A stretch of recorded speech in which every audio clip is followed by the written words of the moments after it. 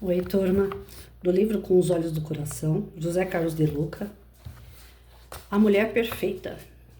Um homem saiu pelo mundo à procura da mulher perfeita. Depois de 10 anos de busca, resolveu voltar à sua aldeia. Seu melhor amigo lhe pergunta: encontrou a mulher perfeita em suas andanças? O homem responde: ao sul encontrei uma mulher linda. Seus olhos pareciam duas pérolas, seu cabelo era da cor da asa da graúna. Seu corpo era lindo, como o de uma deusa. O amigo entusiasmado diz: onde está sua esposa? E, infelizmente, ela não era perfeita, pois era muito pobre. Então fui para o norte e encontrei uma mulher que era a mais rica da cidade. Não tinha nem noção do poder e do dinheiro que tinha. O amigo: então essa era perfeita? Não, respondeu o homem. O problema é que nunca vi criatura mais feia em toda a minha vida. Mas finalmente no Sudeste conheci uma mulher linda. Sua beleza era de ofuscar os olhos, tinha muito dinheiro, era perfeita. Então você se casou com ela, não é, amigo? Não, porque infelizmente ela também procurava o homem perfeito. Né? Difícil, né, gente? A gente encontrar a pessoa perfeita. Mas vamos ver aqui no texto dele, gostando de gostar. Se desejamos criar relacionamentos duradouros com as pessoas, devemos começar por estarmos felizes com o que elas são. Léo Buscaglia. Abro esse capítulo para afirmar que praticar a aceitação envolve lidarmos com orgulho. Se quisermos sempre estar com a razão, se tivermos um elevado grau de expectativa em relação ao nosso grupo, dificilmente teremos um relacionamento familiar feliz. Se acharmos que somos o centro do universo, que tudo e todos devem girar em torno de nós, poderemos esperar apenas uma vida familiar de sofrimento. Aliás, vivemos em família também para experimentarmos algum contraste, pois a partir desse saudável entrechoque de ideias e de diferentes modos de viver, acabamos por diminuir nosso egoísmo, a causa maior de todos os nossos sofrimentos. Eu mesmo posso testemunhar que depois que me casei, precisei rever vários conceitos de vida, tornando-me, pela necessidade da boa convivência, mais tolerante com as pessoas à minha volta. Precisei, vamos assim dizer, flexibilizar minha maneira de ser. Antes de me casar, por exemplo, não gostava de algazarras, de crianças gritando por perto, festinha de aniversário infantil, nem pensar. Mas nada como ter filhos, não é verdade? Hoje entendo o que expressou Vinícius de Moraes. Filhos? Filhos? Melhor não tê-los. Mas se não os temos, como sabê-lo? Quais seriam os caminhos que nos podem levar a uma vida de maior aceitação? Léo Buscaglia, uma das maiores autoridades mundiais em relacionamento afetivo, afirmou ser importante uma boa dose de contentamento com os nossos familiares, do jeito que eles são. Será que estamos felizes com o modo de ser de nossos familiares? Geralmente a resposta é negativa, porque temos uma lista imensa de reclamações a fazer e de mudanças a esperar. Julgamos que, por ora, eles ainda não podem ser amados porque não são como gostaríamos. Então não há contentamento, não há amor, não há felicidade familiar. Há tão somente desejo, espera e ansiedade. Pare um pouco para pensar e veja a sua lista. Talvez ela tenha o tamanho de sua infelicidade familiar. Certa feita, fui procurado por uma senhora que se queixava do marido, dizendo-se insatisfeita no casamento. Indagada sobre o motivo de sua insatisfação, reclamou que ele não a acompanhava à igreja. Ela vinha insistindo com ele fazia mais de 10 anos, porém o marido preferia ficar em casa fazendo palavras cruzadas. Perguntei-lhe se ele era um bom marido, ao que me respondeu afirmativamente, ressaltando que ele não deixava faltar nada em casa. Ainda era atencioso com ela e com os filhos, porém não queria saber de ir à missa. Então respondi-lhe que seu marido não tinha nenhum defeito pelo fato de não querer ir à igreja. Na verdade, ele simplesmente não tinha as mesmas necessidades religiosas da esposa. E só isso. Contudo, a mulher não aceitava essa diferença e isso a deixava descontente com o casamento. Comparava-se com as amigas cujos maridos as acompanhavam ao templo. O nosso amor ainda é muito exigente, condicional. Nós amamos a pessoa desde que ela... Casais felizes, todavia, são aqueles que diminuem as expectativas em relação ao outro Esperamos demais que os familiares se comportem dessa ou daquela maneira, e enquanto eles não se ajustam aos nossos elevados padrões de exigência, o relacionamento não flui, não tem vida, não acontece. E enquanto esperamos, não estamos verdadeiramente na relação. Se aguardamos que os outros se moldem aos nossos rótulos de perfeição, é provável que tenhamos um alto nível de cobrança em relação a eles e certamente deixaremos de ser uma pessoa agradável. Assumimos muitas vezes uma personalidade crítica, deveras exigente e não raro mal-humorada. Quem apreciaria ter ao seu lado uma pessoa tão tóxica assim? Isso explica um dos motivos pelos quais o nosso familiar não se sente bem em casa, sempre procurando desculpas para afastar-se do lar, porque não é aceito pela família. Enquanto estamos esperando que os outros deixem de ser eles mesmos e que vivam conforme nossos modelos de perfeição, não conseguimos descobrir o encantamento de cada pessoa, sua própria natureza, seu jeito de ser. Não há um casamento igual ao outro, porque as pessoas não são iguais entre si. Estamos à procura de um par perfeito, porém nos recusamos a enxergar a natureza humana de cada um. Estamos em busca de mitos e ilusões que amanhã só poderão nos trazer desilusões. Há muita fantasia em nossa mente, nos tirando do real, do possível, do concreto. Então é preciso estar predisposto a gostar das pessoas como elas são, com o mínimo possível de exigências. Jesus afirmou que era preciso ter olhos de ver, ensinando-nos que tudo na vida depende do modo pelo qual vemos as pessoas e as coisas. Se eu estiver disposto a gostar do outro, vou encontrar milhões de motivos para isso. Vou descobrir que ele é um tesouro com centenas de pedras preciosas e tudo isso nasce simplesmente da minha atitude interior de querer gostar. Porém, se estiver decidido a não gostar, também irei encontrar defeitos em toda parte. Tudo depende da nossa predisposição. Afinal, felicidade jamais será ter quem você quer, mas querer quem você tem. Aí eu volto daquela velha tecla, né? Quanto mais você conseguir encontrar uma pessoa afim para compartilhar o seu dia a dia, menos atrito, menos expectativa, menos frustração, se não tiver correspondido às suas expectativas. Não adianta querer relacionamento com pessoas extremamente diferentes. Mas ainda que tenham afinidades, em algum momento vai haver discórdia. Um gosta de arroz integral, o outro gosta de arroz normal, né? Um gosta de comida fitness, o outro gosta de comida japonesa. Em algumas coisas sempre vai ter, né? Como aqui ele falou da senhora que vai para a igreja e o marido não vai. É um bom pai, um bom marido, não deixa faltar nada dentro de casa. Já era um bom motivo para ela estar contente com ele. Mas só porque ele não ia para a igreja com ela, ela ficava aborrecida com ele. Então, assim, apesar que eu acho que não quebra as pernas de ninguém acompanhar a mulher até a igreja pelo menos uma vez ou outra, como a gente já falou aqui no texto anterior, né? Que tem que ceder também.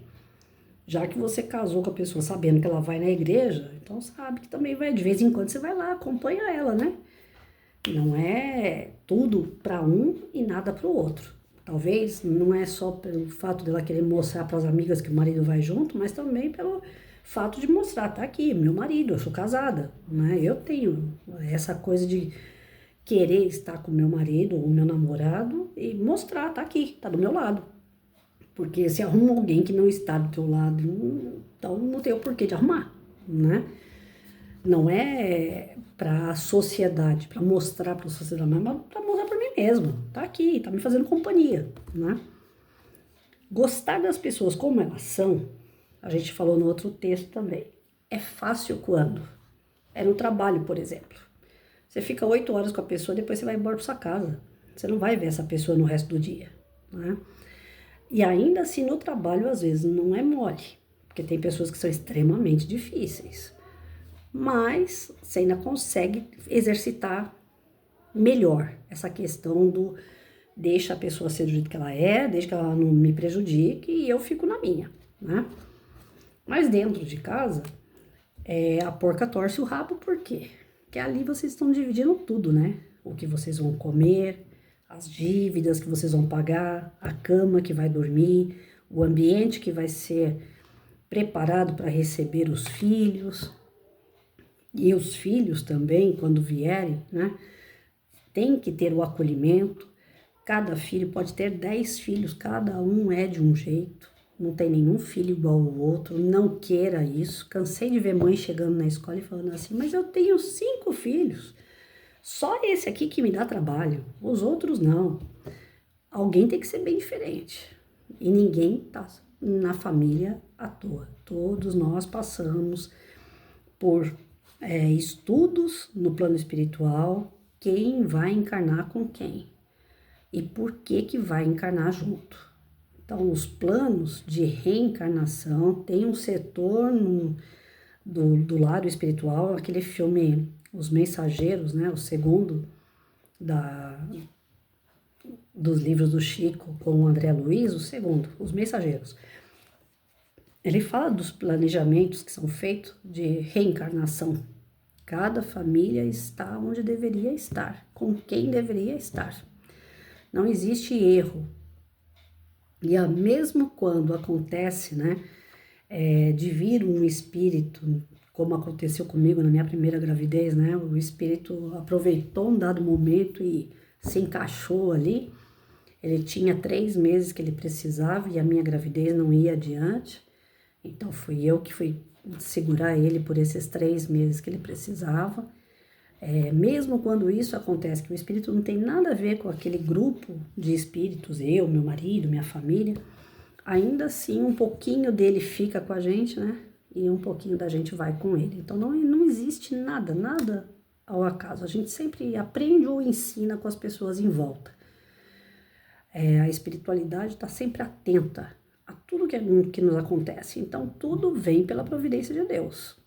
Tudo. Ah, mas a maldade, a ruindade, as coisas, as pessoas que são terríveis, é Deus que promove isso. As coisas ruins, quem promove somos nós. Mas as pessoas que são ruins e que estão no nosso meio, elas têm um motivo de estar. Ela não está à toa. Eu acabei de fazer esse estudo aqui, a leitura desse livro aqui para os meus amigos no WhatsApp.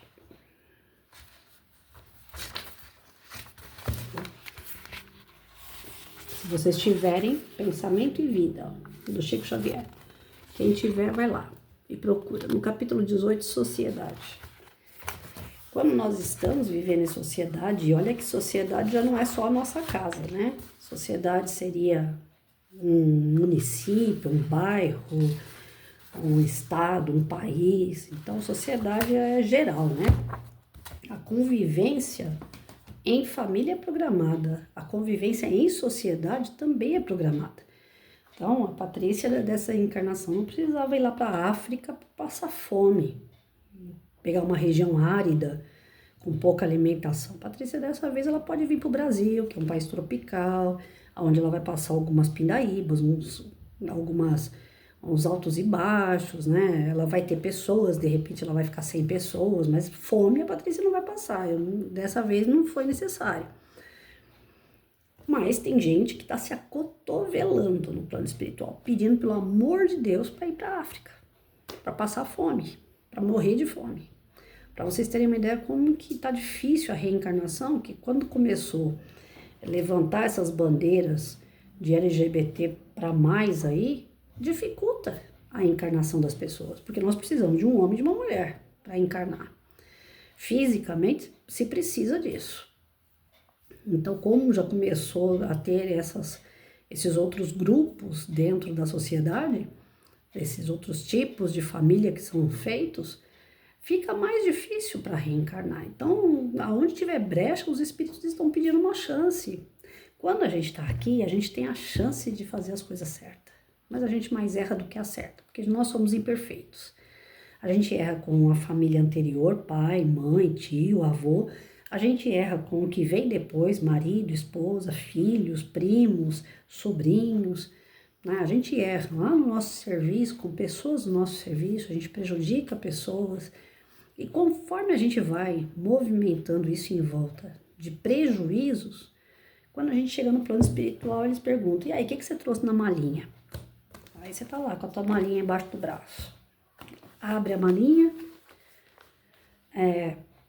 Eu briguei com a minha mulher. Eu não falava com meu pai. Ah, o meu filho, não sei nem por onde anda, no meu trabalho, eu era um chefe carrasco. Ou seja, você começa a elencar todas as coisas assim que você fez na sua malinha. Na sua malinha não tem roupa, na sua malinha não tem carro, não tem certificado. Na sua malinha no plano espiritual você vai levar o que você fez para as pessoas. O que você foi para você. E quando você abre a malinha e começa, né, a tentar esconder alguma coisa, não, mas o meu vizinho, eu não conversava com o vizinho, mas o vizinho também não conversava comigo. Aí aparece uma tela assim, né, onde a espiritualidade fala assim, olha, vamos conversar direito? Porque eu tô vendo aqui como é que foi. Não adianta você querer esconder, não adianta você querer mentir. Lá não tem isso não, lá é transparência mesmo. Então você vai começar a falar as coisas que você reconhece, eles vão te apontar não em forma de julgamento, mas em forma de vamos corrigir, né? E aí quando você se depara que tinha um monte de coisas que era pro teu bem e você jogou fora, porque você não aceitava aquelas pessoas, porque aquelas pessoas sempre foram pior do que você, que sempre foi perfeito, quando você se depara que você perdeu uma oportunidade única de estar bem com todos aqueles ali, se livrar de outra encarnação junto com eles para tentar resgatar algo, aí você fala, por que eu perdi o tempo? Pelo amor de Deus, me dá mais uma chance. Aí a gente fica pedindo chance lá no plano espiritual. E eles são benevolentes, eles são pacientes, eles são maravilhosos com a gente. Porque eles olham pra gente como a gente olha pra uma criança. Eles falam, tem juízo, né? Tem que dar outra chance. E nós vamos ter eternas chances. Só que nem eu falei aqui, Deus, ele dá todas as oportunidades e vai continuar dando. Mas entristece saber que ele dá a oportunidade e a gente joga fora. E agora, sabendo que tá ficando cada vez mais difícil reencarnar, aí o caldo engrossa, né? Então, ele vai falar o seguinte, olha, aquela pessoa que você fez mal já tá aqui no plano espiritual. Sua esposa é um cara, chegou lá no plano espiritual, e eles vão falar, olha, tua esposa que você fez mal tá aqui. Ela tá a fim de reencarnar com você de novo. Ela tá a fim de te perdoar. Você topa? Topa. Só que eles já têm uma série de problemas naquela última encarnação. Mas eles querem fazer as pazes. Então você e a sua esposa vão voltar, vão trazer mais 2 filhos.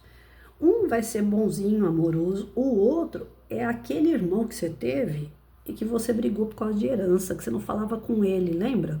Ele morreu antes de você, de desgosto, porque ele não queria brigar por causa de herança, mas você fez tanta questão de brigar por causa de herança que vocês dois ficaram sem se falar. Agora ele volta como teu filho, né? Que é para ele poder perdoar você, você perdoar ele, vocês terem um amor fraternal. Aí começa a montar essas equipes, esses grupos que vão reencarnar e vão se reencontrar aqui na Terra. Então as famílias não são feitas aleatório. Eu olho, gosto, acho lindo, maravilhoso e é esse. Não, lá no plano espiritual já foi conversado. Um caso ou outro que o nosso livre-arbítrio dá para trás, como acontece, pessoas que querem reencarnar a todo custo. Tá no ventre da mãe e tem medo. Fala, eu não quero reencarnar. Não, me tira daqui. O que acontece? O aborto espontâneo. Ele acaba dando um jeito dele não nascer. Então ele dificulta a gravidez daquela pessoa e ele mesmo dá um jeito de voltar para o plano espiritual. Como foi ele que fez de tudo para poder voltar para o plano espiritual, ele é que vai responder por isso, não é a mãe. A mãe estava cuidando, a mãe estava zelando da gravidez. Agora, quando é aborto espontâneo, se é congênito ou se é alguma prova para a mãe e tal, tudo bem, mas às vezes é o próprio espírito que não quer reencarnar, amarelou. Ele é que vai ter que responder por isso, porque ele já teve a oportunidade e não quis.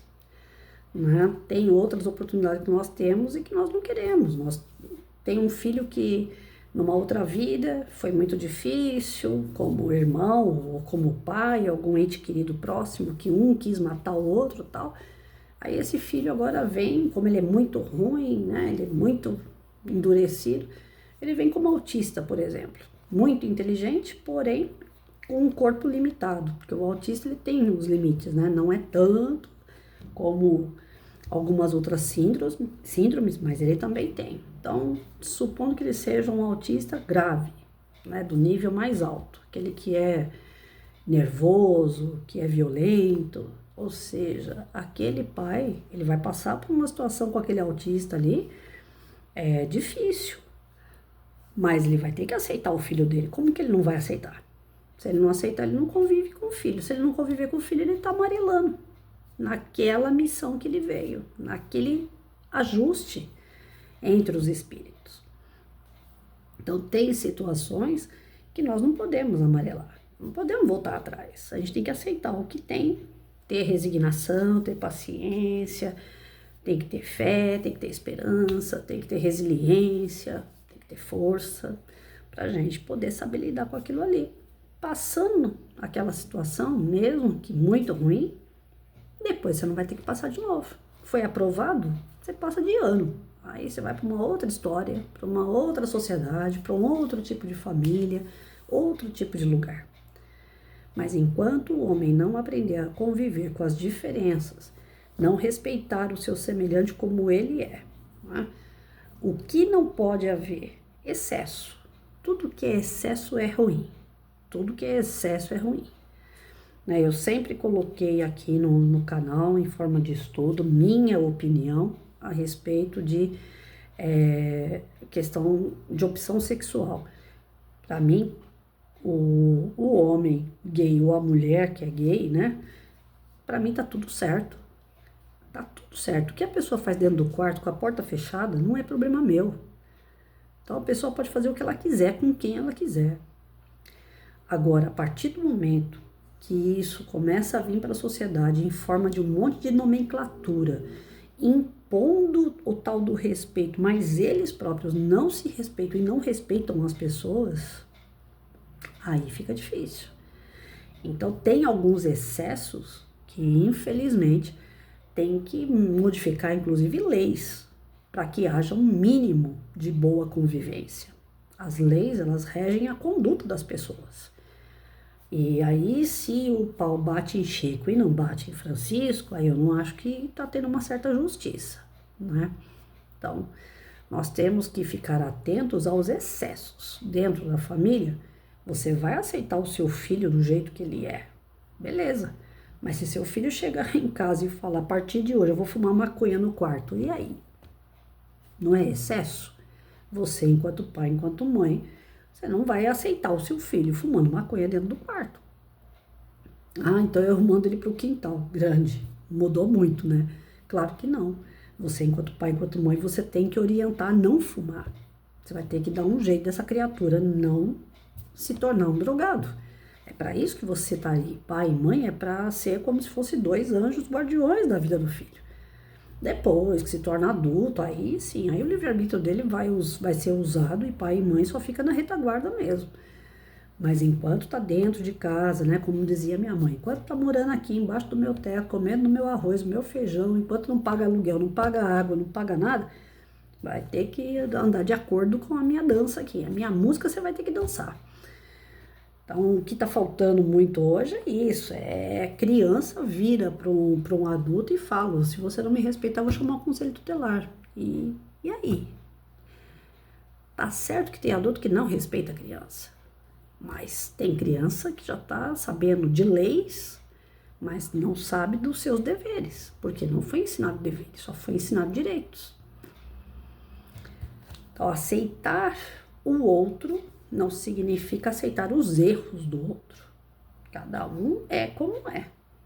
Você não vai conseguir mudar totalmente uma pessoa.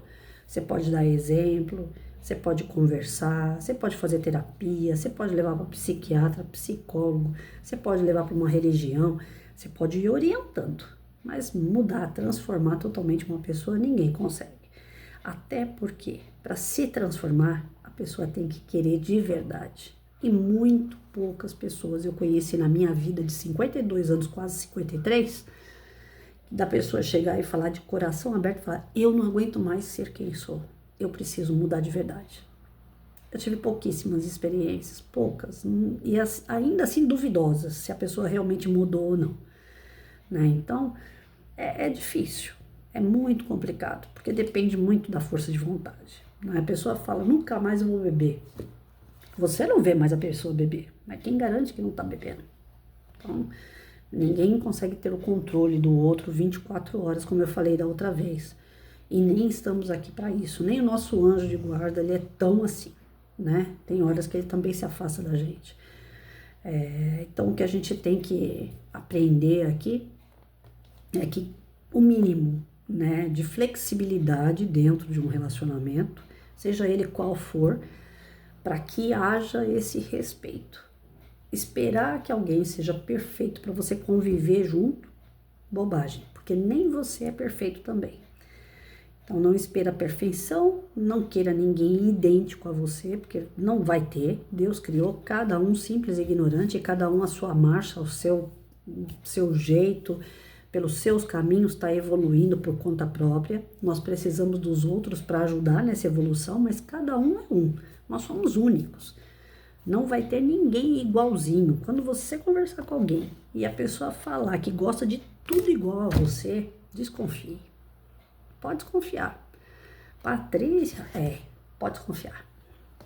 Pode desconfiar porque não tem ninguém igual a ninguém. Não existe. Não existe. Tem pessoas afins e a gente vai procurar pessoas quanto mais afins, melhor. Porque se pegar uma pessoa completamente oposta também, a gente já sabe que vai começar errado e vai dar errado até o final. Os grupos de espíritos, eles são criados pelas suas afinidades.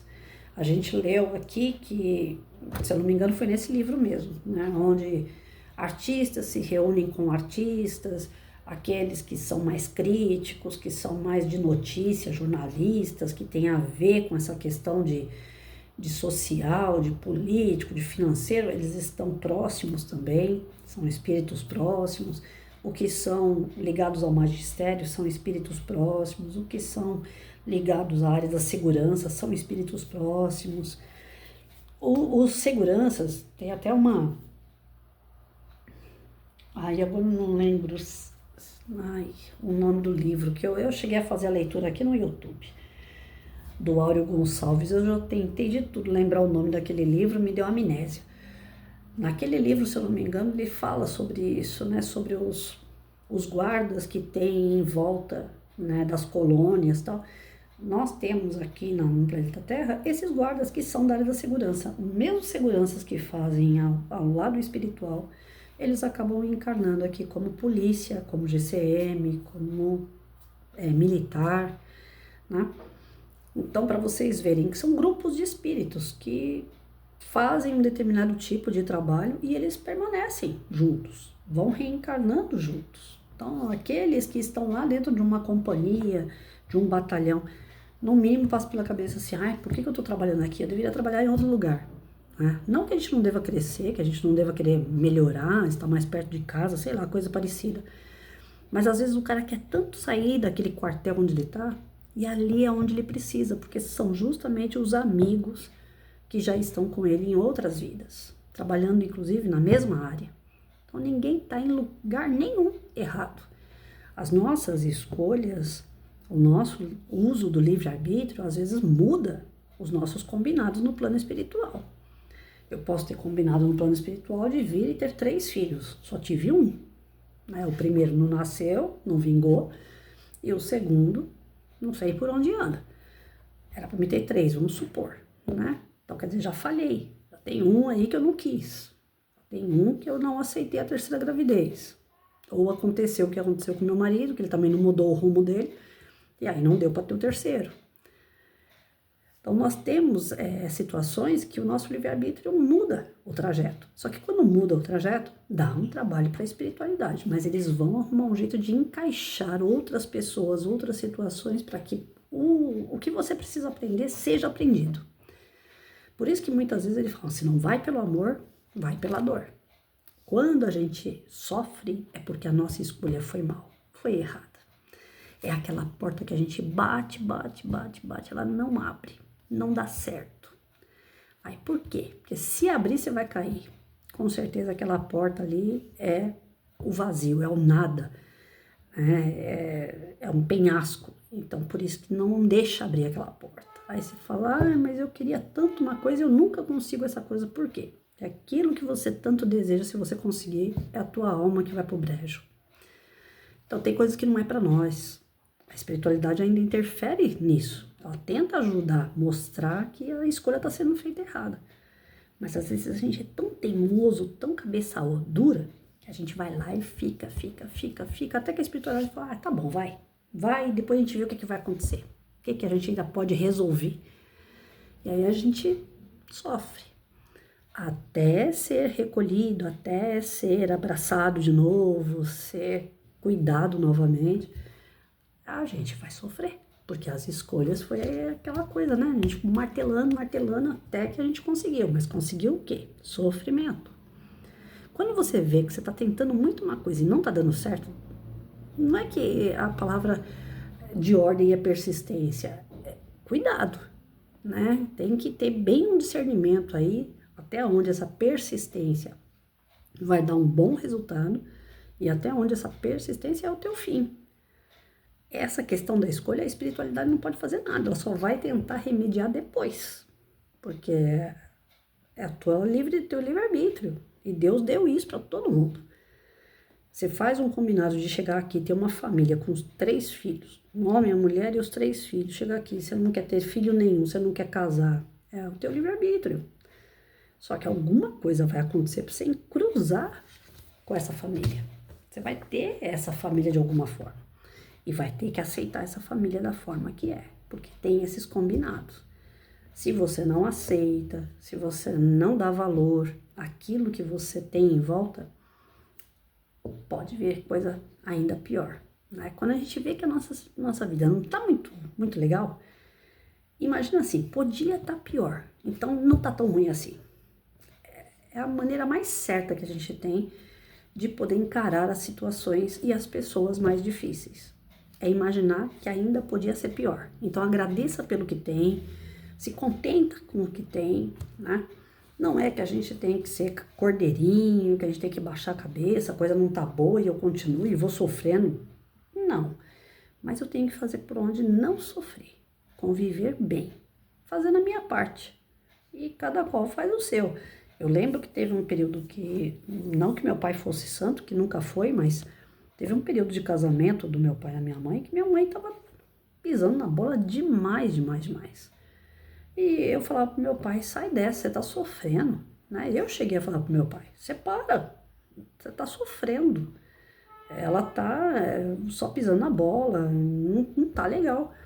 Ele falou, não, isso aí ainda vai mudar na sua mãe. Ela não vai ficar assim pro resto da vida. Vai chegar uma hora que isso daí vai baixar, eu acredito. Então a gente vai levando. E eu também não sou santo, eu também já pisei na bola. Então ele falava essas coisas assim, e eu ficava com dó dele. Porque era um momento que ele estava sofrendo muito com as coisas que ela fazia. Mas ele estava certo. Porque ele também já tinha feito ela sofrer a princípio do casamento, lá no comecinho, né? E depois ele pegou o sofrimento que ela estava dando para ele como uma forma de quitar a dívida. Agora, né? Os dois estão empatados, pronto. E eu aceito você como você é e você me aceita do jeito que eu sou e a gente tá junto até o final. E foi isso que eu escutei dentro do hospital quando ela internou meu pai. Ela com câncer, ela deu a entrada no hospital com meu pai para ele fazer a cirurgia do coração, os dois com um problema muito sério de saúde. E lá dentro do pronto-socorro, na minha frente, um deu a mão pro outro, segurou a mão e eles falaram, até o final, né, minha velha? Aí ela virou para ele, até o final, meu velho, juntos. E foi assim, até o final, os dois juntos, um cuidando do outro. Com todos os defeitos, com todos os problemas que cada um teve, mas eles foram, né, superando isso e mostrando que a velhice foi trazendo uma calmaria para tudo aquilo que eles viveram, né, de desequilíbrio. A própria velhice, o fim da vida deles, foi mostrando o equilíbrio, foi mostrando o perdão, foi mostrando a desculpa entre um e o outro. E eu creio que naquele momento lá do hospital, quando um deu a mão para o outro e falou até o final juntos, ali se estabeleceu de vez, né, a questão do perdão e o broto do amor, o amor verdadeiro. Porque ali não tinha nada para um dar para o outro, né? Ali não tinha bens materiais, ali não tinha dinheiro, ali não tinha corpo, ali não tinha saúde, ali não tinha nada. O que tinha eram dois velhinhos ali com problema de saúde muito grave e dizendo, tô com você até o final. Então, tudo que os meus pais viveram, o momento que eu mais gravei assim, de verdade, de coração, foi aquele momento dentro do pronto-socorro. Dentro de pronto-socorro. Não era nem internação, não. É aquele vucu-vucu de enfermeiro andando para um lado, médico para o outro, paciente gritando. E eles naquele vucu-vucu falando dessa forma, até o final juntos. Né? Então eu creio assim que o que importa, nem que seja no último minuto do segundo tempo de jogo, né? É a pessoa entender que ninguém tá junto com o outro à toa. Nós temos razões para isso. Se a gente não conseguir encontrar as razões, viva com as consequências. Saiba viver bem com as consequências. Porque o mais importante é que cada um sabe que tá ali para passar por algum perrengue, por alguma alegria devido a algo do passado. Nós reencarnamos quantas e quantas vezes. E das primeiras vezes, quantas besteiras a gente já não fez. Se até hoje a gente faz, imagina lá atrás. Então, perfeito, perfeito, não tem ninguém não. Se a gente quiser perfeição, só Jesus. E Jesus não quer casar com ninguém, não, que ele é inteligente. Brincadeiras à parte, mas é isso aí, né? Que a gente tenha consciência de que o outro não é o nosso espelho para ser igual. Ele vai mostrar pra gente algumas coisas que a gente não vê em nós. Alguns defeitos que a gente aponta do outro, com certeza a gente tem, mas a gente não quer aceitar. Incomoda ver o outro fazer, porque tá lá dentro da gente. Então ele tá mostrando, ele tá escancarando alguma coisa que nós precisamos mudar. E ele também, com certeza. Ninguém tá junto à toa. Vamos lá. Mais flexibilidade, então. Essa é a palavra que eu preciso entender, compreender e praticar.